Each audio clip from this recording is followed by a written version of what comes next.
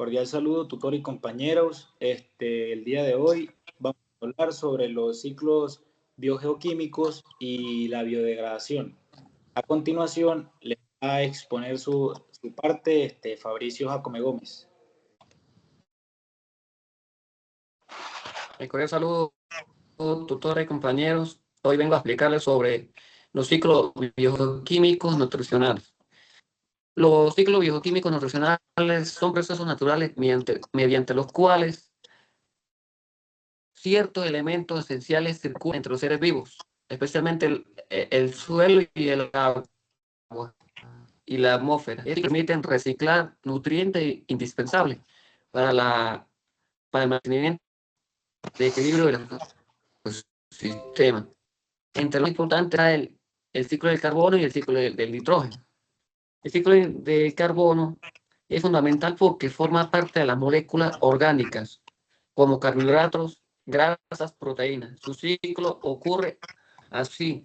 El dióxido de carbono de la atmósfera es captado por las plantas mediante la fotosíntesis. Y las plantas transforman ese carbono en materia orgánica y especialmente los animales obtienen carbono al alimentarse de plantas o otros animales. La respiración de plantas y animales devuelven el dióxido de carbono hacia el ambiente. La descomposición de restos orgánicos libera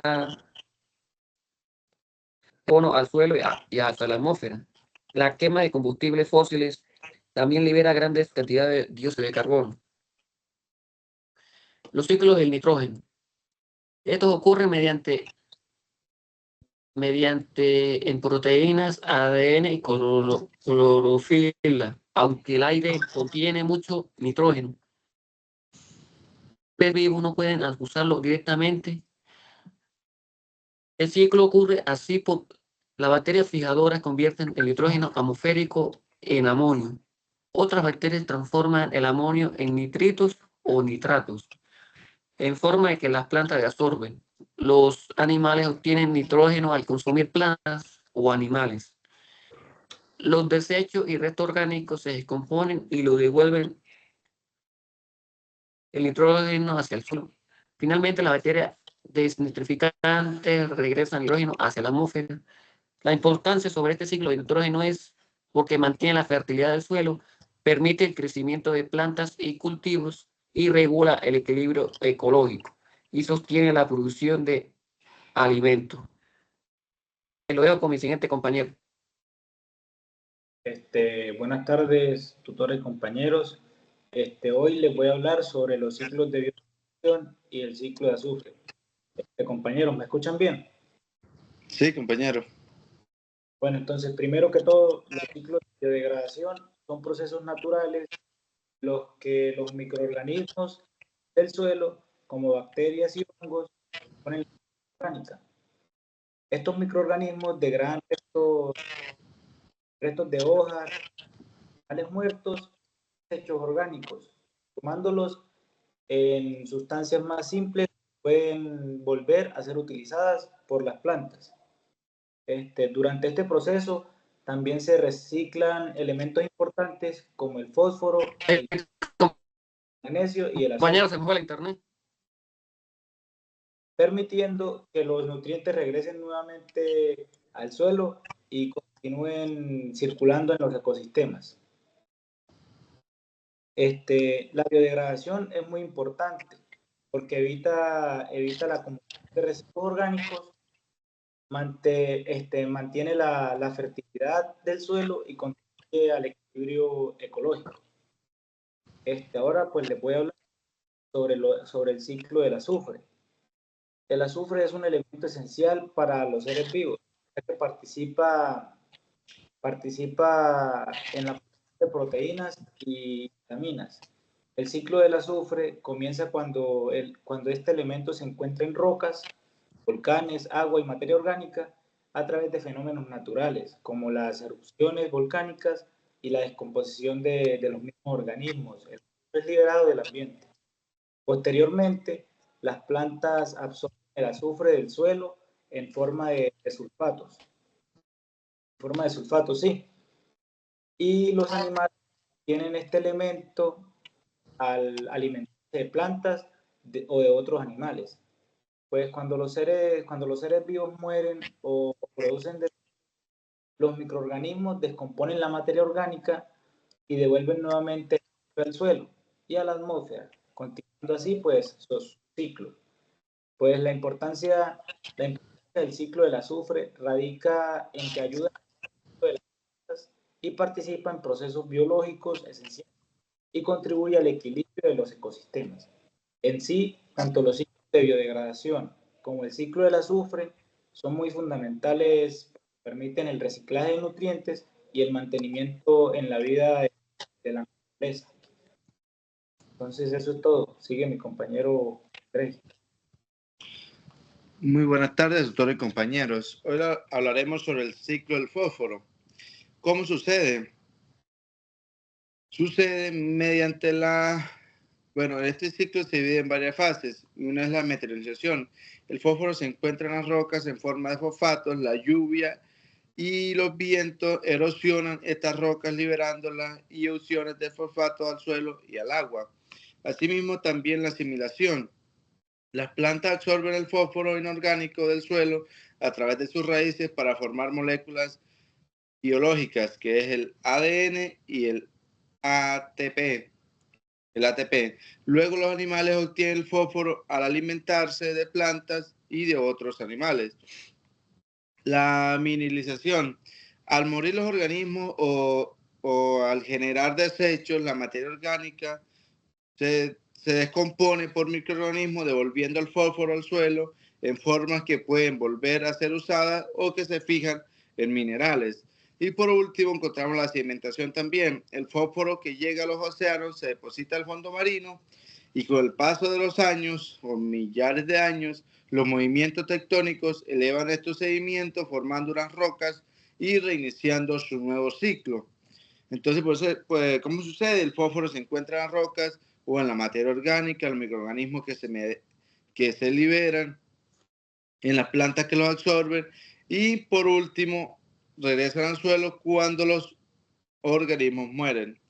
Microorganismos importantes en el fósforo, que están las bacterias solubilizadoras de fósforos, que son las Pectostomas bacillus y hongos micorrízicos que ayudan a absorber al fósforo. La importancia, como estamos hablando anteriormente, es el ATP, que es la energía celular, desarrollo en la raíz y producción de flores y frutos. El fósforo es un elemento muy importante, ya que en las plantas, cuando están pequeñas, el fósforo ayuda mucho al desarrollo en el tema de raíz, y cuando ya están grandes, el fósforo es uno de los elementos más importantes para el desarrollo y la producción de flores y producción de frutos. Sin este elemento no podemos tener unas buenas flores o unos buenos frutos en las plantas. Sigo con el ciclo del hierro. El hierro es liberado de la materia. El hierro se encuentra en las rocas y en la materia orgánica descompuesta por microorganismos. Encontramos también cómo se produce por la reducción de hierro soluble.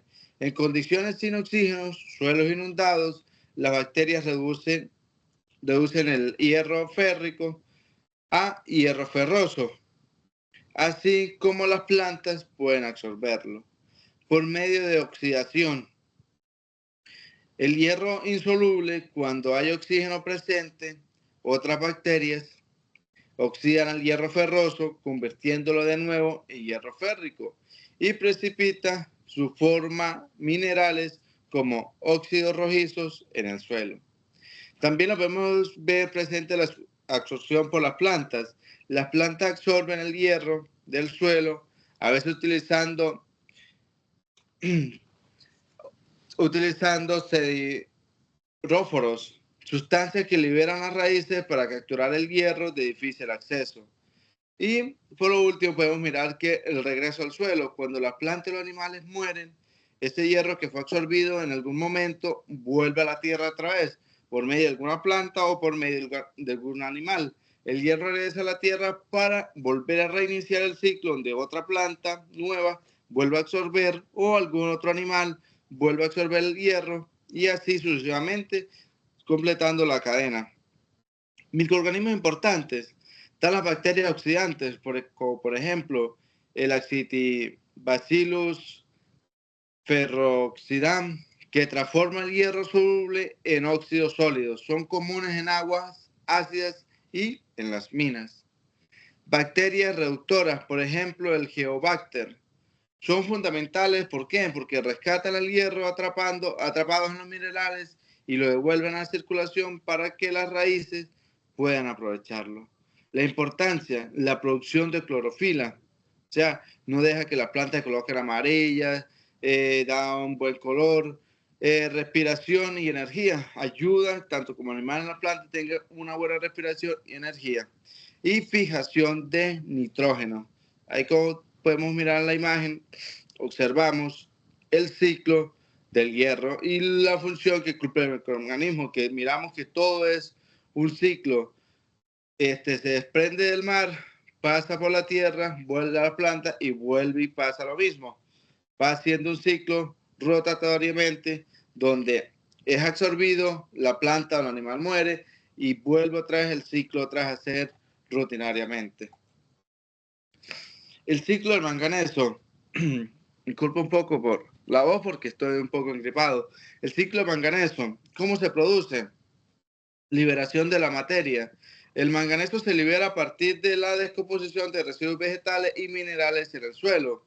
La reducción del manganeso en suelos con poco oxígeno, muy compactos o inundados, los microorganismos se transforman en manganeso en su forma sólida y el manganeso divalente. Esta es la forma que las raíces pueden absorber fácilmente este mineral.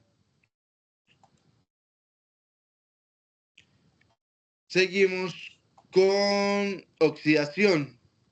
El manganeso insoluble. Cuando el manganeso está bien airado, las bacterias oxidan el manganeso formándolo en óxidos de manganeso. En este estado, el metal se solidifica y las plantas ya no se pueden, se solidifica y la planta ya no puede utilizarlo.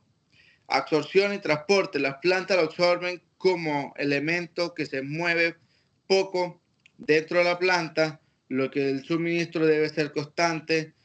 Y el regreso del ciclo es cuando la planta muere, los restos orgánicos vuelven al manganeso, o sea, al suelo, para que los microbios lo procesen nuevamente. Caso similar con el hierro. Es un rutinario también. Lo absorbe la planta, ya hace todo el proceso funcionar la planta. Cuando muere la planta, vuelve al suelo, pero para esto hay unos microbios que descomponen esa planta para que el manganeso que absorbió la planta vuelva a su estado natural y cuando otra vez lo necesitemos o la planta nueva lo necesite, ella pues volver a absorberlo en su forma natural. Microorganismos importantes, las bacterias oxidantes, por ejemplo, el Electrotrip y Enterobacter, y la reducción de bacterias como por ejemplo el Bacillus y el Geobacter. La importancia: fotolisis del agua, activador enzimático y defensa de las plantas, en el tema de enfermedades del suelo y de hongos. O sea, una importancia del manganeso es que nos ayuda a que tenga la planta como una defensa, a poder controlar tanto enfermedades en el suelo o como hongos. Esta sería toda la presentación. Muchísimas gracias. Entonces, muchísimas gracias, tutora. Usted se preguntará por qué faltaron dos compañeros por presentar la exposición con nosotros, pero nosotros todos nos reunimos y adjuntamos todas las evidencias para el foro. Quedamos en una hora específica para presentar la exposición, la reunión, y ninguno se puso de acuerdo, solo nosotros tres. Igualmente, nosotros le adjuntaremos las evidencias. Muchísimas gracias.